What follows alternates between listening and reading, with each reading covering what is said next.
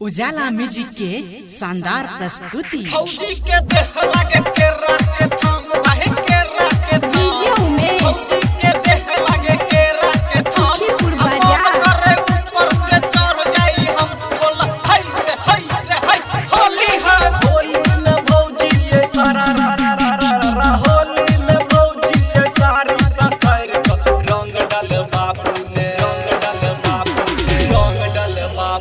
टंगड़ी पसाइड को रंग डाल बापू ने टंगड़ी पसाइड को रंग डाल बापू ने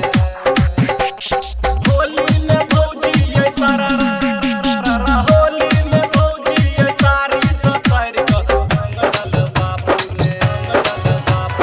रंग डाल बापू ने टंगड़ी पसाइड को रंग डाल बापू ने टंगड़ी पसाइड को रंग डाल बापू ने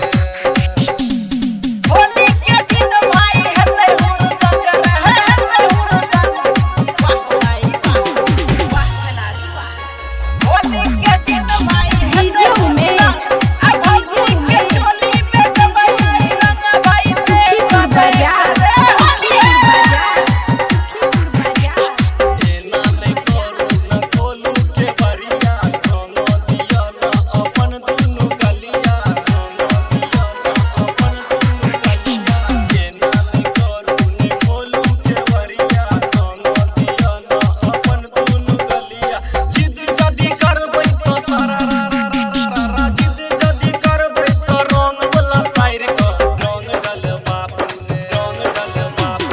रंग डाल बापू ने टंगड़ी पसाइड को रंग डाल बापू ने टंगड़ी पसाइड को रंग डाल बापू ने भौजी के बहिन से डीजे उमेश डीजे उमेश सुखीपुर बाजार सुखीपुर बाजार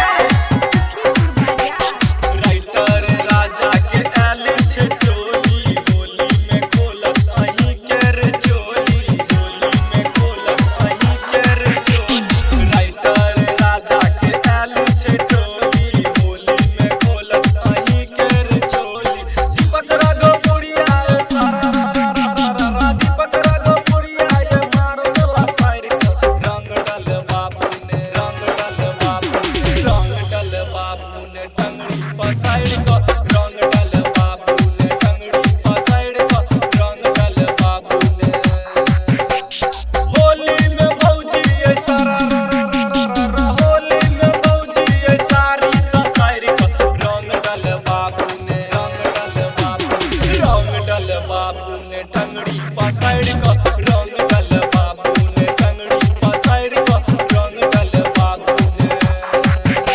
सब्सक्राइब करू हमर यूट्यूब चैनल उजाला म्यूजिक प्रेजेंट्स के आ बेल आइकन के सेहो दबाउ ताकि हमर सब नव नव ऑडियो आ वीडियो अहाँ तक तुरंत पहुंच सके। धन्यवाद।